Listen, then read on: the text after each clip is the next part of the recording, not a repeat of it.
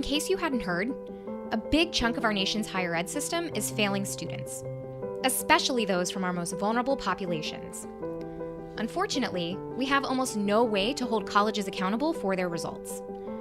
Luckily, there are lots of conversations happening in Congress to figure out how to fix this. But as federal policymakers look to establish new rules, they should learn some lessons from higher ed's kid sibling, K-12. See, a little over a decade ago, these exact same conversations were happening around beefing up oversight for our country's K-12 schools. The outcome? A pretty important bill known as No Child Left Behind.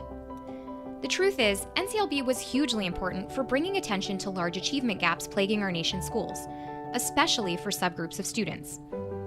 And while NCLB made huge strides in starting to close gaps, there are a few lessons the higher education community should learn to make sure it avoids similar pitfalls as it looks to design an accountability system of its own. How? By taking these key lessons into account. An accountability system that focuses on one metric alone could make us lose sight of what matters most. That's why we must look at multiple factors to determine how well a college helps all of its students succeed. Higher education should move away from policies that only set cliffs. Instead, we should focus on meeting all institutions where they are and help them get where they need to go. We can't just punish our way to a better higher ed system. We must pair accountability with policies that reward institutions for what they're doing well. It's hard to know where colleges need to go if we don't know how they're doing with the students they currently have.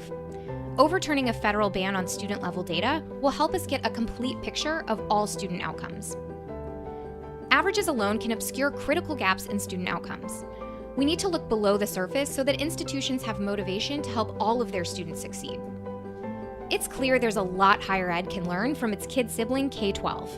Now it's up to Congress to listen to those lessons so it can ace its first true accountability test as it reauthorizes the Higher Education Act.